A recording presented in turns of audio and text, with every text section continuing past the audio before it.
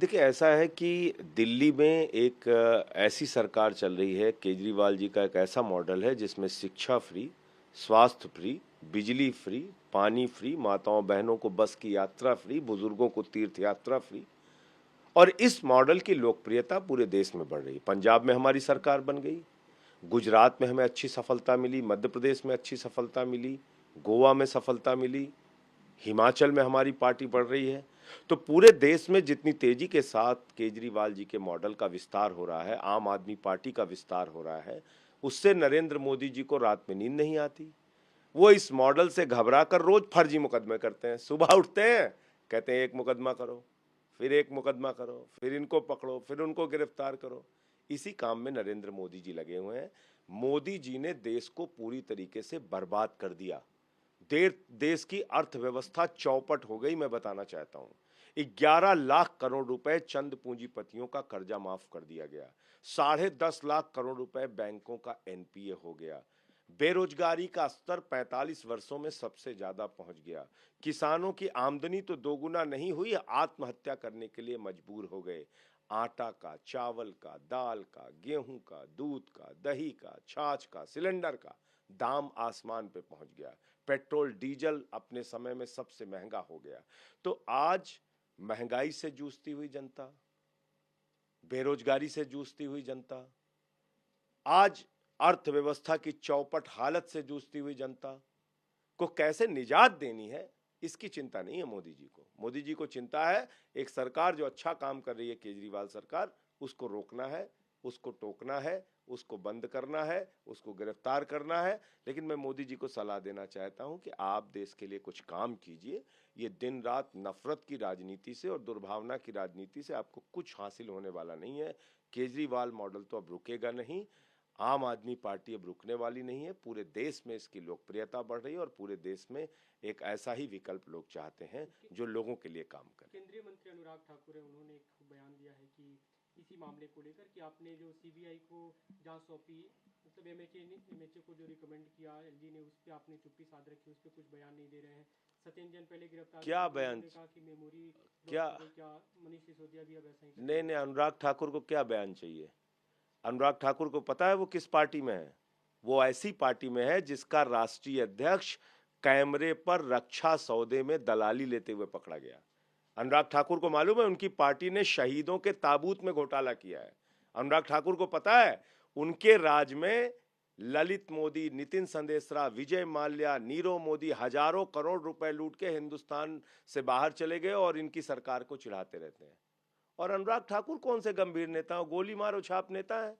तो गोली मारो छाप नेताओं के बयान को आप लोग क्यों गंभीरता से लेते हैं? वो गोली मारो छाप नेता है।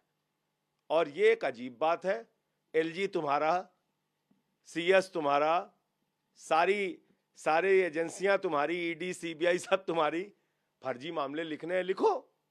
34,000 करोड़ रुपए, इसका जवाब लीजिएगा अनुराग ठाकुर से।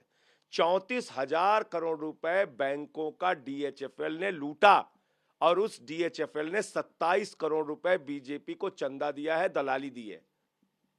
जवाब देगी भारतीय जनता पार्टी, पूछताछ होगी जेपी नड्डा जी से, अनुराग ठाकुर बताएंगे इसके बारे में। तो ये चोर बेईमान लोग हैं, इनकी किसी बात पे ध्यान नहीं देना चाहिए। इन्होंने देश को बर्बाद किया है, लूटा है, महंगाई के गर्त में झोंका है। बिहार आरजेडी के चीफ है, उनका एक बयान आया है कि जो लोग पाकिस्तानी एजेंट के रूप में गिरफ्तार किए गए भारत में, वो ज़्यादातर हिंदू थे और आरएसएस से जुड़े लोग थे। नीतीश कुमार पे भी उन्होंने सवाल उठाया बीजेपी से जुड़े होने को लेकर कि पेंडुलम की तरह काम कर रहे हैं।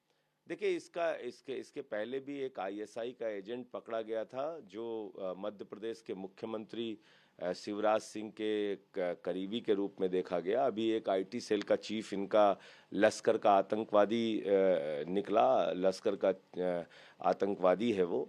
तो भारतीय जनता पार्टी से जुड़े हुए लोगों का आतंकवादी संगठनों से अगर नाम जुड़कर आ रहा है तो ये बहुत ही गंभीर विषय है। और इसका मतलब कि ये लोग देश का माहौल खराब करना चाहते हैं, दंगे फसाद वाली पार्टी है ये, और देश को नफरत की आग में झोंकना चाहते हैं। जी, एक जो दूसरा मुद्दा है, कर्नाटक के बीजेपी के पूर्व मुख्यमंत्री रहे येदियुरप्पा, उन्होंने अपनी सीट अपने बेटे के नाम कर दी है और ये अपनी असेंबली में भी बोला है कि अब मेरे बेटे को आप लोग वोट करिए। तो ये कैसे कर दिया? मोदी जी तो परिवारवाद के बड़े खिलाफ रहते हैं। कहाँ है नरेंद्र मोदी जी? उनसे पूछिए जाके सवाल कि अपने आप ही बाप बेटे को डिक्लेयर कर दे रहा है कि वो सीट लड़ेगा। तो भाजपा को जवाब देना चाहिए परिवारवाद पे। सबसे ज्यादा तो मोदी जी ही बोलते हैं परिवारवाद पे, उनसे पूछिए। राजस्थान में अवैध माइनिंग के खिलाफ एक सन्यासी साधु विजय दास ने उन्होंने आत्मदाह किया था, आज उनकी मौत हो गई है, इसे लेकर सवाल उठ रहे हैं। देखिए, बहुत ही दुखद घटना है और मैंने देखा था वो दृश्य। तो अगर अवैध खनन और खनन माफियाओं की लूट से एक बाबा को पीड़ित होकर अपने आप को जला के मार देना पड़े, तो मैं समझता हूँ कि ये राजस्थान की सरकार पे एक जोरदार तमाचा है और मुख्यमंत्री कर क्या रहे थे इसका जवाब उनको देना चाहिए। किसके नेतृत्व में ये माइनिंग घोटाला हुआ, इसका जवाब उनको निश्चित रूप से देना चाहिए। नई दिल्ली रेलवे स्टेशन पे एक गैंगरेप का मामला सामने आया है और रेलवे के कर्मचारी उसमें संलिप्त बताए जा रहे हैं। पुलिस ने 4 लोग को अरेस्ट किया है।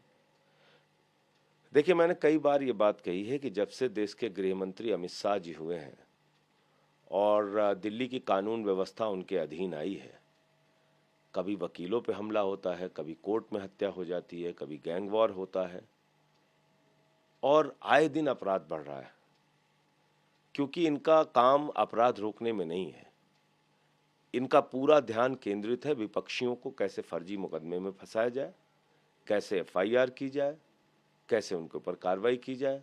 तो सरकार चलाने पर अगर ध्यान दें, कानून व्यवस्था ठीक। हमारे 2-2 विधायकों पर आप सोचिए, उनको फिरौती मांगी गई, उनसे धमकी मांगी गई, उनसे पैसे मांगे गए, धमकी दी गई उनको। तो ऐसे ही चल रहा है कानून व्यवस्था की हालत। इसमें जो लोग शामिल हैं उनकी गिरफ्तारी होनी चाहिए, उन पर कार्रवाई होनी चाहिए।